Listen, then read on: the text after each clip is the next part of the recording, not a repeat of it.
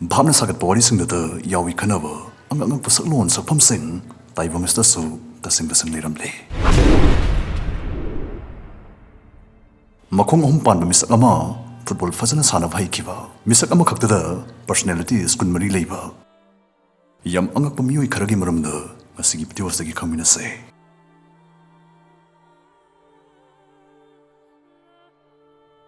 Number 1, Petrus Gonsalves, the man of the woods. Beauty and the Beast ki wari say, mipung kudim una pamne.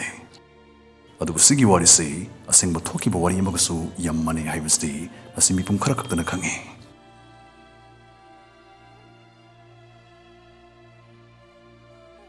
(1537) the Tenerife Harifam stay the Petrus Gonsalves Harivani pasi poke.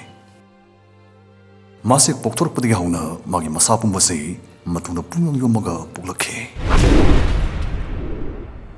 Matamdo thuina saukhatri boibana magi oiba haksangi phibamdo hypertrichosis hariba haksangi conditions no hen bani haibasi khangnaramde. Amadi magi mamampada mogi masagi oiba haksangi phibamado phattaba laina thonba anaba mana nabdagi oibani haina lana thazalame. Petrus sa hitara surukpuda mamampa namavo friends pilot sing the yonthoki. Pilot sing the namavo ningthaw Henry II gi mafamda khudol oina pithoki. France ki ningthaw Henry II na Petrus say smart oiba makoi gi lu karaba friends loan ka say yam thuna hirakpa. Singba angang sigi haithoi sing thoiba mongma taw sing urupdagi Petrus mining thina like su tamalame. Ningthaw si khramatungda Maharani na Petrus Viola kiamade Lady Catherine Kaubi masak utaw yam phajabi nupi amaga luhong bikhi. Petrus mayam dagi tuwan ba saung oizarabasu makhuni yam nungsi chalana laiminakhi.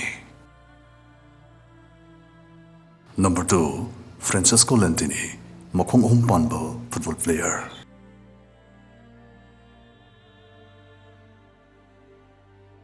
Marakthana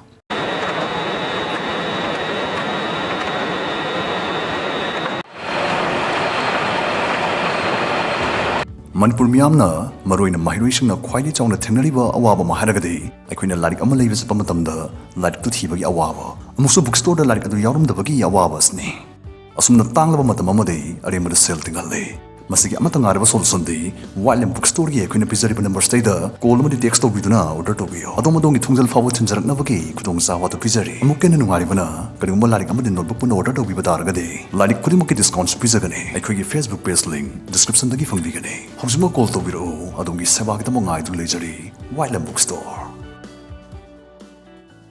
Francesco Lentini 1889 da Italy da foki makpol pumatamda makhong humpal ka polaki. Francesco mamampa hanadagi masa taramathoi mos lerami maramsina makoina angangsi yokpa ngamlaroi haina mandom sada pithoki. Mandom sasnamu akhana bhaksangi phibam leiba angangsingi thampham amadamu thamki. Mamampa naso mandom sanaso maba yuningdabadagi orphanage adada pithorpani haibisa khangpadagi Francesco adki matik mathwai nungai kide ahanbada adubu orphanage adu yormatamda mafamda leramiba min udraba nata thiraba ngang mayam adu urubdagi Francesco na khalakhi madadi mana wari badudi makhoi sing adu yenglarogadi magi adi waba kaude dana Francesco na khalakhi masdagi magi tongal baksang adu karamna kanaba mongna sinagane haibista wakal thadaba horakhi amadi mahak bike thoba football sanaba tamba horakhi aduga hariba hiramsing stay da mahak aduki madik so hirami changkhulame. Chahin pan surapudama USS at kiamade circus performer oiki. Magi sokring miyamna duki matik pamna ba haibdo ram yamade mahak miyamna sakhangba apaw misak amoirakhi. Chahi kunthra surapudama US citizen on kiamade Teresa Marigal hongduna yam nungai yaifana pankhi. Number 3, Christian Heinrich Heineken. Masigi angangsi ngasi fawgi oina khwaidi kenai toising thoiba mabudi marusing phaba angangni dana singthanari. March 1721 da Germany gi Lubeck hale phamstai da pukhi. Magi pukdi yausarapa thadoi pa mugun sing asi yam nauringi dagi dum uba phangki. Sumnai thadara khangai dagi mahak lon thokpa horakhi.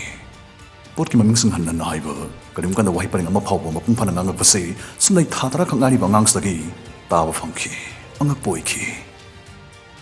Magi ningsing mui sakti ngapa phungna wanglame madudi mahna sahi amata mong sorakpada Latin lon da iwa Bible New Testament ki warol sing yeng da bidin phada breng breng thidaraki mani sahi omda sorakpada Denmark history lecture phawba yam marik chumna piki angak poiki adubu laibuk thibadi genius or wangang si masagi chahi mari ta sorakpada silek hari blai nas na marmoraga leikide.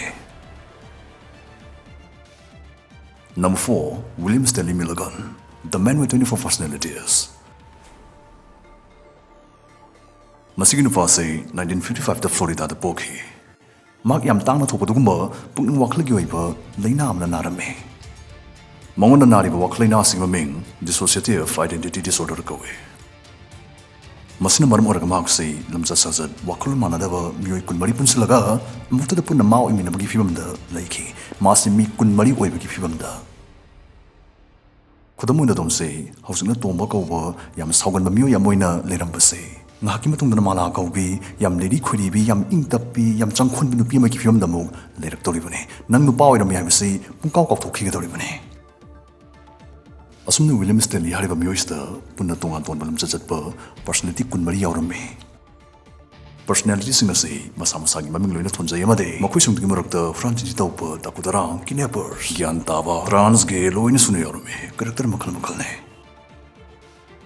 Asumna magi tongan tongan ba personality mi amasna maram oraga mi phaba punba crime kya torpadagi police na ma phajin ke.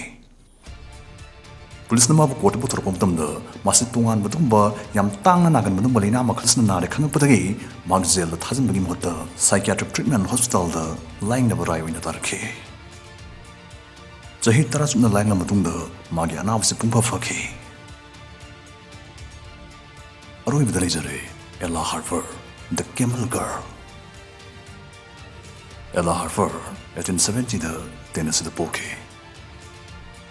Masi masuk yam phajai adubu laibuk thibade mina mon hek yeng puda mita famse magi phajaw masak asda oide magi tongal baksangi phibam asda oina oe. Ella polpo matamda magi makhu se maninglamda theksilaga polakhi masna marmoraga mahag lepaga chappa ngamamde makhut ani ga makhong ani ga punna sominaraga chappa khak ngamame. Video sa fawin birpage bonus oina matang hapsage June and Jennifer Givens, the silent twins. June namani Jennifer phaivongne.